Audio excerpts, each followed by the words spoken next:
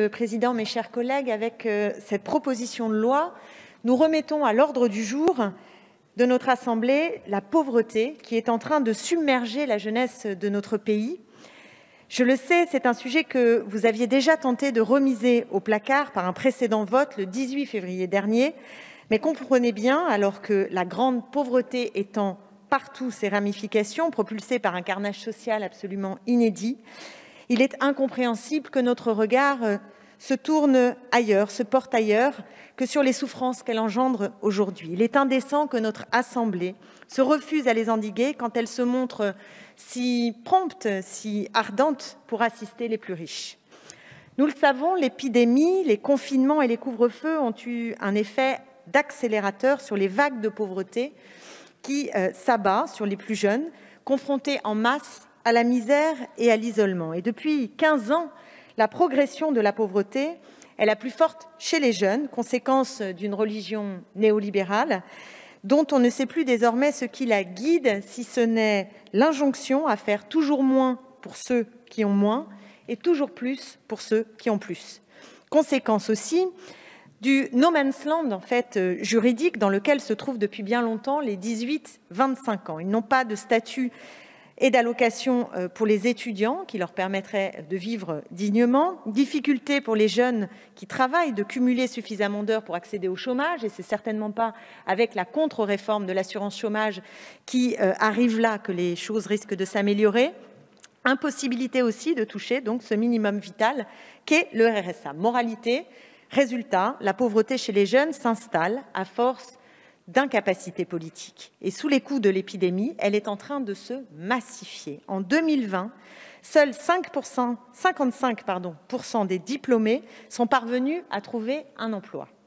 Depuis un an, 36% des étudiants salariés ont perdu le leur. Aujourd'hui, mes chers collègues, 1 million de jeunes vivent sous le seuil de pauvreté. Derrière le poids des chiffres, ce sont sans doute les images qui nous ont le plus heurtés, qui nous ont sonnés. Un public jeune, un public étudiant, faisant la queue devant les banques alimentaires, les associations de maraudes totalement débordées, les associations qui tiennent les épiceries solidaires à la peine devant l'afflux de nouveaux publics, et notamment des jeunes. Et ce qui se répand, c'est une économie de la misère et du manque, avec un jeune sur deux qui a réduit ses dépenses alimentaires ou sauté un repas au cours des 6 derniers mois. Ce n'est pas en refusant de voir ces malheurs que nous allons les circonscrire. Bien au contraire, il est plus que temps de légiférer sur l'essentiel, parce que ce dont on parle ici, c'est d'un minimum vital. Ce dont on débat, c'est d'un petit matelas pour les dizaines de milliers de jeunes qui, sans perspective d'emploi ni d'aide familiale, basculent les uns après les autres dans des trappes à pauvreté. Ceux qui ont faim ont droit, disait Victor Hugo. Mais de quel droit parle-t-on exactement aujourd'hui? Parce que depuis le début de la crise, dans la stricte lignée de sa politique antisociale, bâtie notamment sur le rétrécissement des APL et sur la fin de l'ISF, le gouvernement s'enferre dans un néolibéralisme et une austérité budgétaire qui abat toutes les protections, les garde-fous, les conquêtes sociales. Quelles sont les aides octroyées aux jeunes en détresse, si ce n'est des cache-misères et non des remparts à la misère? Où est le droit au respect lorsqu'un secrétaire d'État leur tend la solution du service civique, autant dire un travail à mi-temps sous-rémunéré qui se révèle bien souvent être du salariat déguisé?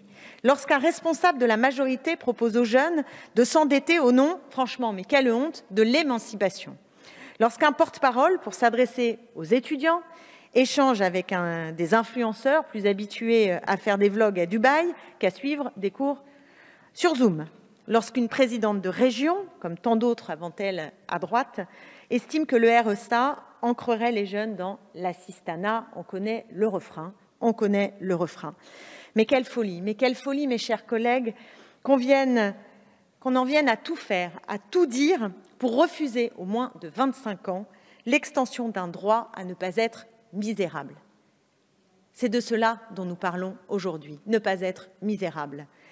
Contrairement à la France, tous les pays de l'OCDE ont ouvert leurs minima sociaux aux jeunes dès 18 ans.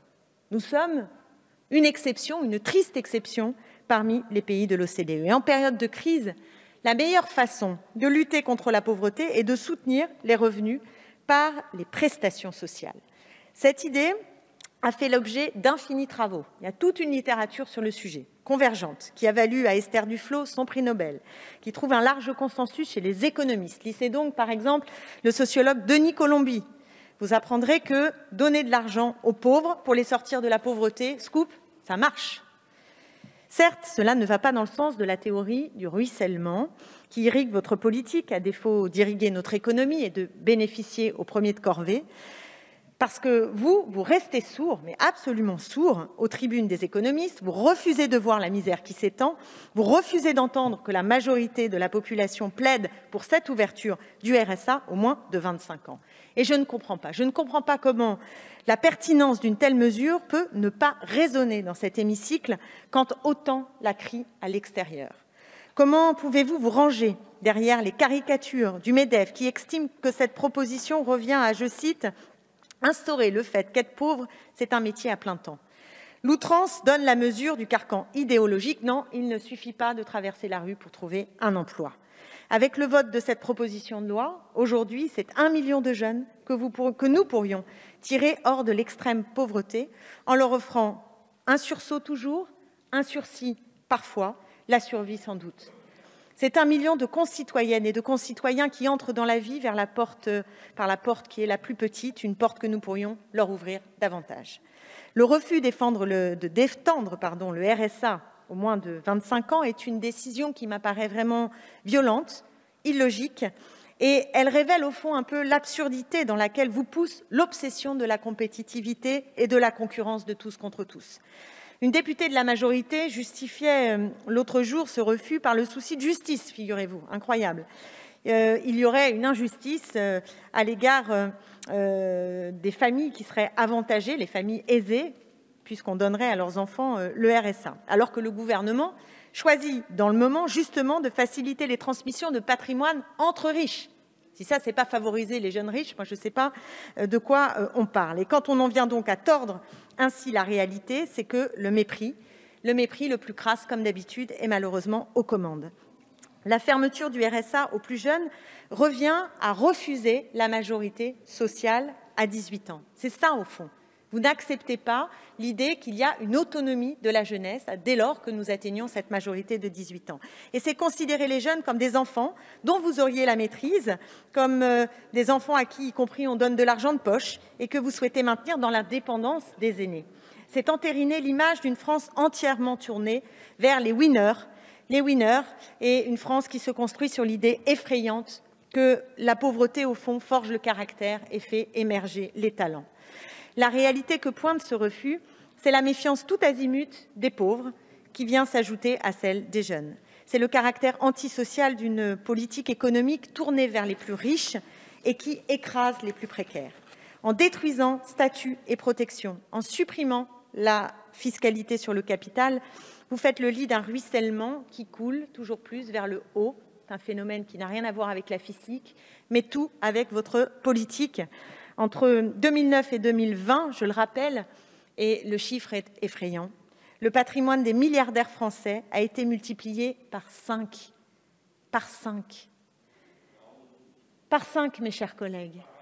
Et ici, l'urgence, c'est toujours d'aider les plus riches, de trouver des nouvelles niches fiscales, de distribuer des aides aux grands groupes sans contrepartie sociale et environnementale. C'est ça l'obsession de cet hémicycle.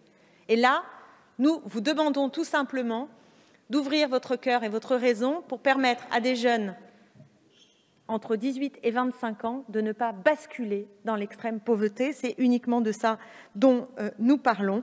Et je crois qu'il serait vraiment temps que cet hémicycle se réveille sur ce sujet. Mais quand on choisit de commémorer le fossoyeur de la République qu'est Napoléon, on n'est sans doute pas les mieux placés à faire vivre et grandir les principes de notre République.